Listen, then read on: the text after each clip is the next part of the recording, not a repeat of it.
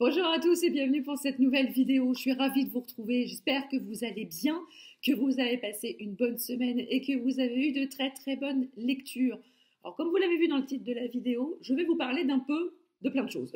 Il y aura un qu'as-tu lu, il y aura un qu'as-tu eu et il y aura aussi le débrief des quais du polar. Comme vous le savez, ce week-end se sont déroulés les quais du polar du 1er au 3 avril.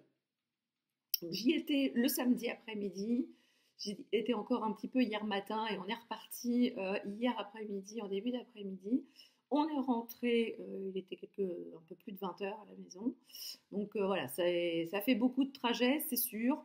Mais voilà, c'est un week-end que pour ma part j'attendais depuis maintenant 3 ans. Parce que 3 ans sans salon, voilà, ça fait quand même un peu beaucoup. Ça fait 3 ans qu'on n'avait pas vu les copains et copines en vrai, autrement que par visio.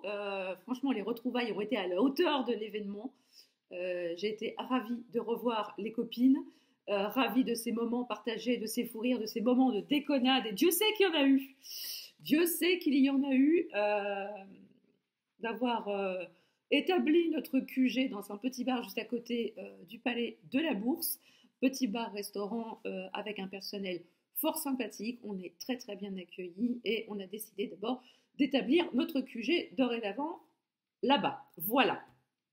Le soir, on s'est fait un petit resto, on était 4, mais on a eu une serveuse du feu de Dieu. Franchement, j'ai jamais vu une serveuse comme ça, gentille, avec beaucoup d'humour, beaucoup d'énergie. D'abord, à un moment, on s'est pris en photo, elle a pris un appareil photo, elle s'est glissée sur la photo. Je trouvais ça d'enfer. Franchement, elle était top. Je devais rencontrer beaucoup de monde au quai du Polar et ça a été pas un Mistral gagnant, mais ça a été un Mistral perdant. Voilà, ça a été un Mistral perdant. Normalement, je devais rencontrer Séverine, je devais rencontrer Eva, je devais rencontrer plein de monde. Et finalement, j'ai pas vu grand monde. Hein, j'ai vu Caro de Miss Caro Livre, 2 minutes, mais ça a été court mais intense, hein, comme on s'est dit. J'étais ravie, Caro, si tu vois cette vidéo, j'étais ravie, encore une fois, je te le redis, j'étais ravie de te voir en vrai. J'espère qu'on aura d'autres occasions de nous rencontrer un peu plus longuement. Mais tu es une des personnes que j'apprécie vraiment beaucoup sur Booktube et j'étais vraiment ravie de te voir en vrai, même si ce fut très court. J'ai aussi rencontré Lucas, des lectures de Lucas, avec qui j'ai fait une lecture commune il y a 3 semaines, et qui m'a dit, quand je lui ai dit bonjour Lucas, il m'a répondu t'es qui? Voilà. Comment vous dire? Ça a un peu jeté un froid. J'avoue que j'avais pas spécialement changé en 3 semaines. En tout cas, je pense pas. Dites-moi hein, si vous avez trouvé un changement en 3 semaines de temps. Enfin bon, je pense pas. Bref, Séverine était déjà partie. Donc on s'est pas vu. Voilà. Donc peut-être qu'on se reverra un jour ou pas. J'en sais rien. On verra bien. On verra bien. Enfin voilà. Alors, je suppose que vous attendez aussi ce que j'ai ramené du quai du Polar. Donc je vous propose de faire un book haul. Je vais vous présenter ce que j'ai acheté au quai du Polar et ce que j'ai reçu ces dernières semaines. Et on va finir par le point lecture qui sera un qu'as-tu lu inceptionnel. Tout simplement parce que je n'ai fait que des lectures des éditions Inceptio cette semaine. Parce que j'avoue que j'ai un petit retard quand même sur les services presse de chez Inceptio, même si Ophélie est super gentille et super agréable, elle ne nous met aucunement la pression sur le retour des services presse. Mais bon, voilà, pour ma part, moi qui veux vraiment bien faire les choses, j'ai quand même tenu à rattraper un petit peu mon retard. Donc là, je vais vous présenter 2 lectures inceptionnelles. Oui, que 2, parce que la semaine a été fatigante. Voilà. Enfin bon, on n'est pas là non plus hein, pour parler de mon état de fatigue. Hein, tout le monde s'en branle. Le coquillard. Voilà. Alors, mon butin des quais du Polar, me direz-vous, eh ben, il a été somme toute assez raisonnable. Ah oui, et sinon, j'ai oublié de vous dire, le dimanche, j'ai rencontré Estelle aussi du compte Petite Lectrice et de la chaîne YouTube Petite Lectrice. Je l'ai rencontrée, on a eu l'occasion d'échanger un petit peu. J'ai rencontré aussi sa tante qui m'a beaucoup fait rire parce que je lui ai demandé quel était l'état de sa palle post, post-achat Quai du Polar et elle m'a dit je crois que je suis à plus de 30. Grosso modo. J'ai trouvé l'échange absolument super. Estelle est comme dans ses vidéos, elle est douce, elle est gentille, elle est accessible, elle est très intéressante. Et j'ai beaucoup aussi apprécié l'échange avec sa tata. Tatane pour les intimes. Voilà. Donc, le butin, sans plus attendre, des Quais du Polar qui a été somme toute assez raisonnable, étant donné que j'en ai acheté que 2. J'ai acheté Abîme de Sonia Delzongle aux éditions de Noël. Alors pour la petite histoire, normalement j'aurais dû recevoir le livre en service presse, sauf que le livre n'est jamais arrivé à destination. Tous les ans c'est pareil. Je ne sais pas pourquoi, avec de Noël ça ne fonctionne pas. Je ne sais pas pourquoi. L'année dernière, l'attaché de presse a eu la gentillesse de me le renvoyer une deuxième fois et le deuxième a mis 1 mois et demi pour venir. Autant vous dire que je l'attendais plus. Donc là, de toute façon, j'avais dit à Sonia, je fais t'inquiète pas, je l'achèterai au Quai du Polar. J'ai eu ma petite dédicace. Et en tout cas, merci infiniment, Sonia, de ta confiance renouvelée tous les ans. Et je te fais un retour, et ainsi qu'à vous, cher abonné, de ce prochain roman. Et enfin, alors c'est un roman que je ne pensais pas acheter. Je voulais en acheter 2, 3 grands max, avec le roman de Sonia. Et puis, vu le monde qu'il y avait, je voulais acheter, j'étais assez tentée de prendre le nouveau Olivier Noreit et le nouveau Bernard Minier. Lucia, j'avoue, il me tente pas mal. Hein. Et alors, faut savoir qu'au Quai du Polar, ils avaient installé Bernard Minier, Nicolas Beuglet et Olivier Noreit, tous les 3 en randonnion. Et il y avait pour chacun de ces auteurs, au bas mot, 2h30 à 3h de queue le samedi après-midi pour avoir une dédicace.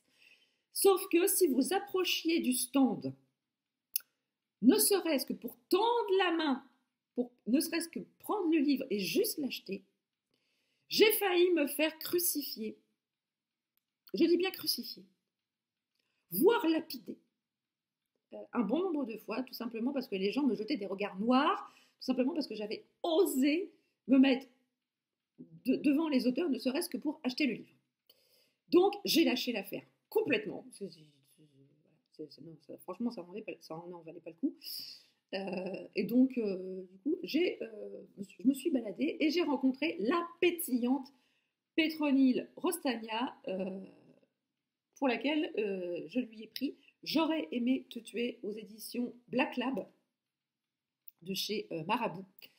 De Pétronille, j'avais lu son précédent, Je pensais t'épargner, avec son duo de femmes. Et ici, elle m'a vendu son roman. Là, du coup, c'est un one-shot avec un nouveau personnage, un enquêteur, cette fois-ci masculin. Elle m'a expliqué qu'elle avait eu envie de changer son fusil d'épaule et de changer de perspective et de mettre en scène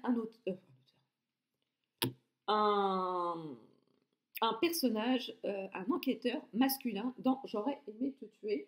Alors ici, on a une jeune femme qui se présente un matin pour revendiquer, pour s'accuser d'un meurtre qui aurait tenté de la violer. Le commandant Damien Deguille et son second Jonathan Pigeon recueillent ses aveux. Est-ce que c'est une légitime défense? Est-ce que c'était prémédité? Bref, ils vont commencer à enquêter. Et quand ils vont se déplacer sur la scène de crime, rien ne correspond du tout à ce que la jeune femme leur a dit. Donc, voilà, l'histoire commence, c'est lancé. Ça va être beaucoup plus complexe qu'au début. Et j'ai trouvé l'autrice absolument pétillante, d'un dynamisme fou. J'ai beaucoup aimé cette rencontre. Et donc, du coup, j'ai pris son dernier J'aurais aimé te tuer. Donc, comme vous pouvez le constater, le bilan a été assez, c'était assez maigre, parce que bon, il y avait quelques auteurs, voilà. J'aurais pu acheter plus, c'est vrai, mais comme vous pouvez le constater, c'est déjà plein. Voilà, c'est plein. Là, vous savez, là, ce qui est en vrac, là, c'est ici et là, ce sont les services presse, hein, que j'ai un petit peu de retard quand même. Et tout ça, bah, là-dedans, hein, et là-dedans, il y a des livres que j'ai pas lus. Hein. Donc, comme dit Chérie, tu as déjà plein de livres, déjà lis tout ce que tu as ici et après tu pourras en racheter. Donc là, j'ai quand même, quand même pu en acheter deux. Donc voilà, pour le bilan des quais du polar, le bilan achat des quais du polar, c'est tout. Sinon, je tenais aussi à remercier les auteurs avec qui j'ai discuté. Que ce soit Pétronille Rostagna, que ce soit Jean-Luc Bizien, que ce soit Nathalie Hugues et Jérôme Camus dimanche matin, que ce soit Fabrice Papillon, que j'ai rencontré samedi après-midi. Je tenais à les remercier de tous les petits mots gentils qu'ils ont eus vis-à-vis des vidéos que je fais sur des chroniques que j'ai fait de leur roman. Ils les ont vus, ils m'ont dit merci pour tout le travail. Et là, je dois dire que franchement, ce sont des choses qui encouragent quand même grandement à continuer. Parce que j'aurais été vraiment loin d'imaginer que les auteurs regardaient les vidéos. Et pourtant, si, parce que Fabrice Papillon, quand il m'a vu, il fait on se connaît, nous pas personnellement. Et je lui dis, bah, vous avez peut-être vu ma vidéo, quoique je suis pas sûre. Donc du coup, il me dit, bah, c'est quoi le nom de votre chaîne? Il est Total Librune. Mais bien sûr. Donc bon, voilà. J'avoue que ça fait un petit peu bizarre, mais bon, quelque part c'est plaisant. Hein. C'est assez plaisant et ça encourage vraiment grandement à continuer. Donc merci à vous, auteurs, attachés de presse, éditeurs qui regardaient les vidéos, c'est encourageant. Et n'hésitez pas de temps en temps à mettre des petits commentaires ou des petits mots, ça fait toujours plaisir. Poursuite du book haul, et cette fois-ci hors quai du polar, car j'ai reçu des petites choses assez récemment. J'ai reçu Semia de Audrey Glohagen aux éditions Gallimard dans la série Série Noire. Que j'ai reçu grâce à l'opération Masse Critique de chez Babelio, pour l'opération Mauvais Genre. Donc on est ici à la veille de Noël, dans un cas de suicide collectif. Franchement, ça me hype pas mal, hein, et j'aime beaucoup la couverture. C'est assez énigmatique quand même, mais j'avoue, j'aime beaucoup. Et des éditions Les Escales, j'ai reçu L'immeuble de la rue Cavendish de Caroline Kant, le premier tome Les Manigances de Margot, le deuxième tome Charlotte se cherche. Donc c'est un immeuble qui existe, hein, qui existe à Paris. Bon, je pense que de mémoire, l'autrice y a vécu. Et elle a décidé de mettre en scène ce fameux immeuble avec des personnages. Donc ici, c'est pas un format comme on a l'habitude de voir aux éditions Les Escales. C'est un espèce de format semi-poche. Et c'est Les Escales, série, la nouvelle collection de chez Les Escales. Et en revenant des quais du polar, hier, j'ai ouvert ma boîte aux lettres et j'ai trouvé ce petit album qui est grand quand même. Il s'agit de Rikiki, le tout petit monstre, de Magdalena et Laurent Souillet et Bruno Salomon. Alors Bruno Salomon, on le connaît pour ceux qui ont du vécu, si vous vous rappelez le groupe qui a vu connaître Jean Dujardin. Vous vous rappellerez de Bruno Salomon qui en faisait partie également. Et Bruno Salomon, c'est aussi la série sur France 2, Fais pas ci, fais pas ça. Donc voilà, Rikiki, le tout petit monstre, aux éditions du Père Castor de chez Flammarion Jeunesse. Je ne m'attendais absolument pas à cette réception. J'ai été quand même assez surprise parce qu'il n'y avait aucun communiqué de presse, rien, pas de mots, voilà, j'ai reçu l'album comme ça. Alors, je vous lis, Rikiki est un monstre si petit qu'il ne fait peur à personne, même pas aux enfants. Déguisement terrifiant, grognement, grimace, rien n'y fait. Heureusement, son ami, la souris, ne le laisse jamais tomber.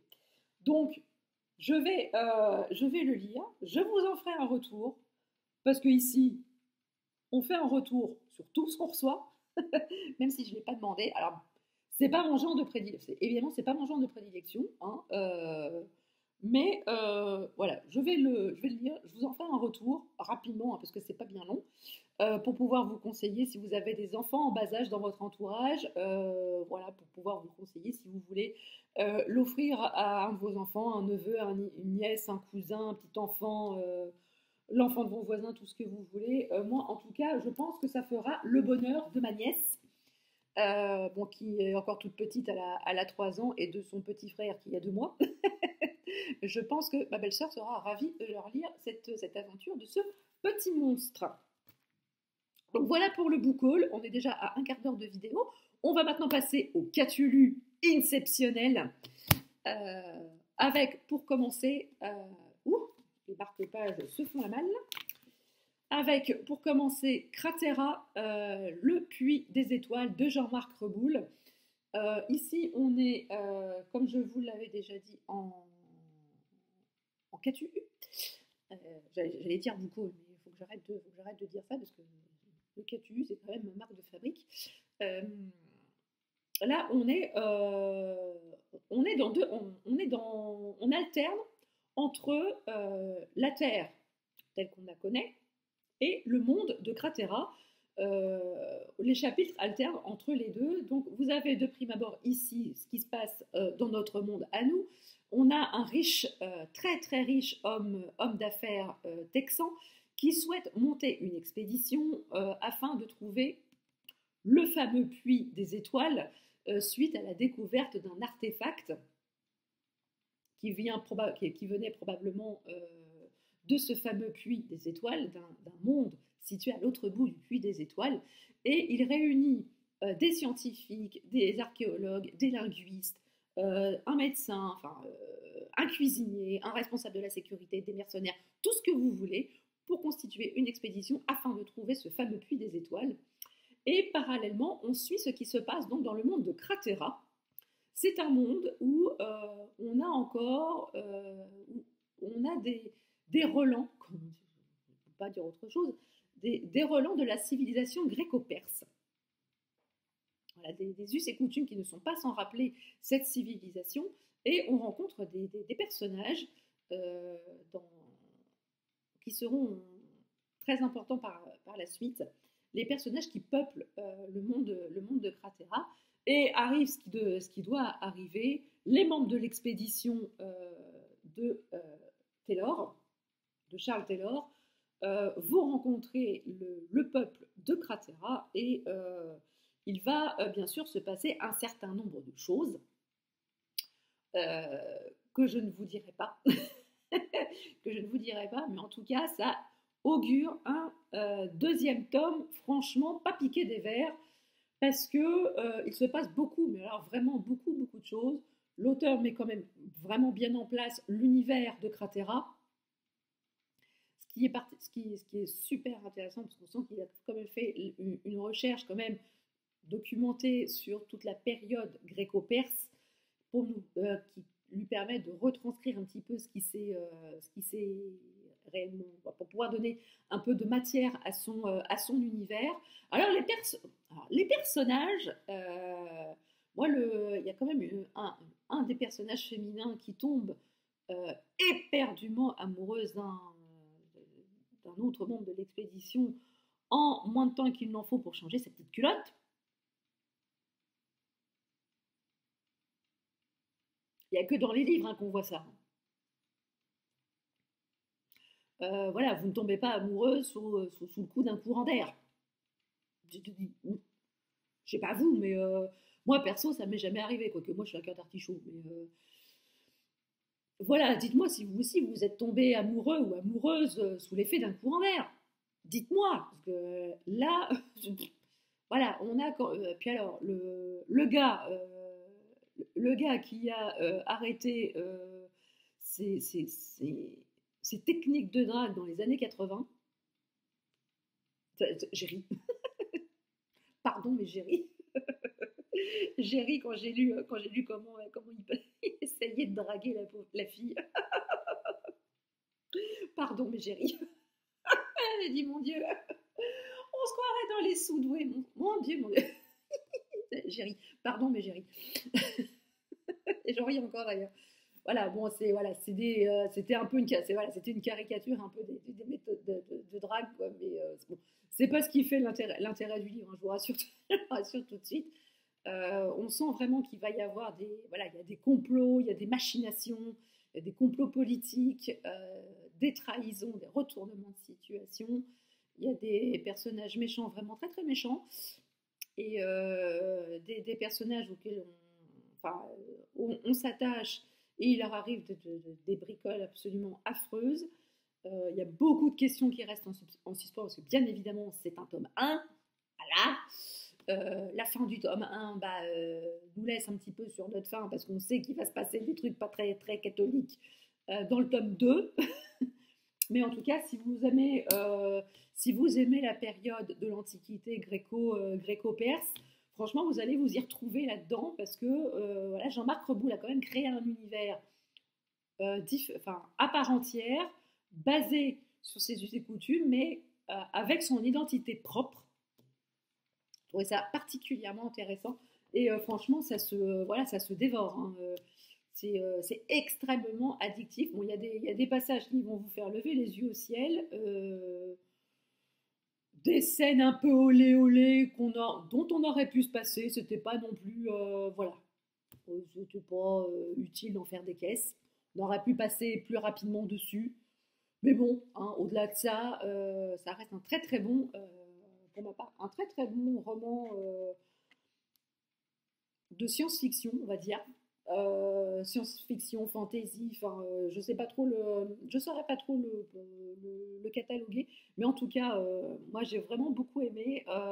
J'ai beaucoup d'attentes sur le tome 2, je le cache pas. Je ne veux pas mettre la pression sur Jean-Marc Reboul, hein, s'il voit cette vidéo. Hein, Jean-Marc, si vous me regardez, pas de pression, hein, pas de pression entre nous, hein, on est loin de là. Hein, mais j'ai vraiment beaucoup d'attentes sur le tome 2, parce que j'aimerais vraiment qu'on aille un peu plus profondément dans l'histoire, dans les complots, dans tout ce qui titille quand même un petit peu, et en apprendre un peu plus sur ce fameux puits des étoiles, comment il a été créé, et comment, pourquoi, comment, mais où est donc Ornicard? Voilà. Moi, je veux des réponses à mes questions, et j'espère très sincèrement avoir ces réponses dans le tome 2. Et enfin, autre lecture inceptionnelle, mais pas des moindres, j'ai lu Requiem pour une citrouille de Vincent Dionisio. De cet auteur, j'avais lu la magnifique duologie Menel-Hara, toujours chez Inceptio également. J'avais eu un réel coup de cœur pour cette saga, cette duologie de fantasy. Et ici, on est dans un récit de science-fiction, un peu avec une enquête policière. On est en 2113, on est sur Mars. Les humains ont créé une petite colonie sur Mars qui s'appelle Isidis. Et dans cette colonie vit 98% des plus grosses fortunes de la Terre, qui ont décidé de se créer une colonie pour eux. Enfin, autant dire une vaste colonie, un énorme club VIP sur Isidis. Malgré tout, sur Isidis vit quand même ce que l'héroïne appelle la plèbe, hein, le bas du panier, les raclures de bidet, les gens qui ne sont pas riches et qui sont obligés un petit peu de bosser pour gagner leur croûte. Et donc, on a ici Sam Neff, qui est détective privé sur Isidis. Bon, elle vivote de petites affaires sans prétention. Elle est la risée de la police. Elle a un caractère de merde. Hein, si vous voulez plus amples informations, demandez à son frère, Daniel. Hein, le pauvre. C'est Daniel ou Danny? Non, ça doit être Danny, son frère. Non, ça doit être Danny. C'est Danny. Demandez à Danny, son frère. Elle est irascible. Elle est irrévérencieuse, elle est mal embouchée. Elle a une forte tendance à picoler. Bref, elle a pas une réputation hyper glorieuse. Mais tout ceci va changer le jour où la plus grosse fortune d'Isidis se retrouve assassiné. Son majordome est accusé, il est rapidement arrêté par la police, mais le fils de la victime vient trouver Sam pour faire la lumière sur la mort de son père, parce que pour lui, ce n'est pas le majordome qui a fait le coup. Donc il missionne une détective privée pour faire la lumière sur cette affaire. Et au fur et à mesure de son enquête, Sam va découvrir que le milieu d'Isidis est un sacré milieu de requins, un nid de vipères, enfin bref, un milieu où il ne vaut mieux pas mettre un orteil si on tient à la vie. Et donc on va suivre toutes les pérégrinations de Sam. Elle va tomber, elle va tomber de situation humiliante en situation dégradante. Elle va en prendre plein la gueule. Elle va en prendre plein son grade, mais ce que j'aime beaucoup chez elle, c'est son opiniâtreté, son déterminisme. Elle est décidée à aller jusqu'au bout de cette affaire, quitte à être grillée dans tout le milieu policier d'Isidis, autant y aller à donf, et autant dire que Sam Neff n'y va pas dans la demi-mesure. J'ai beaucoup aimé ce roman, je pensais que j'allais plus rire, que ça allait être un peu plus humoristique, mais c'est pas de l'humour franc, c'est de l'humour grinçant, c'est de l'humour cynique. Autant dire que le personnage de Sam n'est pas triste, mais alors pas triste du tout. C'est sous ses dehors grande gueule, parce que nom d'une pipe. Quand elle s'énerve, nom d'un chien, quand elle s'énerve, ça vaut son pesant de cacahuètes, parce que quand elle engueule les gens, j'avoue que je me suis pris quelques bonnes poilades. Il y a quand même certains passages qui sont quand même très très drôles, parce que j'ai quand même pas mal gloussé. Hein, j'en ai discuté avec Céline Lecture parce qu'il se trouve qu'on le lisait en même temps. Alors pas en lecture commune, mais on le lisait en même temps. Et il y a quand même certains passages qui nous ont fait quand même beaucoup rire. Et ça nous a quand même. Il y a certains personnages qui sont quand même extrêmement caricaturaux et dans le bon côté de la caricature, dans la caricature drôle. Et c'est extrêmement cynique, c'est second degré. J'ai vraiment beaucoup, mais beaucoup aimé. Il y a quand même un peu c'est sous couvert de l'humour grinçant comme ça sur le second degré. Il y a quand même une grosse satire sur les personnes fortunées. Hein. Comme dit le proverbe, l'argent ne fait pas le bonheur. Mais effectivement, hein, l'argent n'achète pas tout, malheureusement. Et on en a encore la preuve là-dedans. C'est très très bien écrit, c'est addictif. Moi j'aime beaucoup la plume de Vincent Dionisio. Et je savais dans quoi je m'embarquais, parce que quand j'ai lu la dédicace, parce que j'ai eu la surprise de constater que voilà, il était dédicacé quand je l'ai reçu. J'avais d'abord beaucoup remercié l'auteur et Ophélie pour ça, parce que la dédicace m'a fait mourir de rire. La dédicace m'a fait vraiment mourir de rire. Et j'ai vraiment compris dans quoi je m'embarquais, rien qu'à la dédicace, avant de lire le roman. C'est une société du futur qui fait réfléchir, parce que ça pourrait en être une. Ça pourrait tout à fait en être une. Et on constate quand même que même dans le futur, les inégalités sont toujours là. Hein, les femmes ne sont pas non plus hyper considérées au sérieux, ne serait-ce qu'il faut voir un petit peu comment la gente masculine considère Sam dans cette enquête. J'ai beaucoup aussi aimé la relation entre le frère et la sœur, qui s'entendent comme chien et chat, mais qui sur le fond s'adorent profondément. Ils ont une réelle complicité, mais il ne faut surtout pas le montrer. Voilà, tout simplement. Donc je vous conseille vraiment, ne serait-ce que pour l'univers, de découvrir la plume de Vincent Dionisio là-dessus, de découvrir la planète Mars, dans un contexte complètement différent. Peut-être qu'un jour on pourra le voir de nos yeux, ou sans doute nos enfants ou nos petits-enfants, sait-on jamais. Mais en tout cas, Requiem pour une citrouille, ça vaut vraiment le détour si vous voulez passer un bon moment de poilade. Voilà, cette vidéo est à présent terminée. J'espère qu'elle vous aura plu. N'hésitez pas à me dire en commentaire ce que vous en avez pensé. Si je vous ai donné envie de lire les romans présentés. Si vous-même vous avez été au Quai du Polar ce week-end, n'hésitez pas à me dire ce que vous-même vous avez acheté. Je serais ravie de vous lire. Sur ce, si vous avez aimé la vidéo, n'hésitez pas à mettre un petit pouce en l'air et à vous abonner à la chaîne si ce n'est pas encore fait. C'est gratuit, ça fait plaisir et ça ne fait de mal à personne. Et je ferai une spéciale dédicace à ma copine Delphine que j'ai revue ce week-end. Ma poule, tu m'as manqué. Et je terminerai cette vidéo sur un wesh gros. Sur ce, je vous laisse. Bonne journée, bonne lecture, bonne semaine à vous et à ciao pour une prochaine vidéo. Bisous.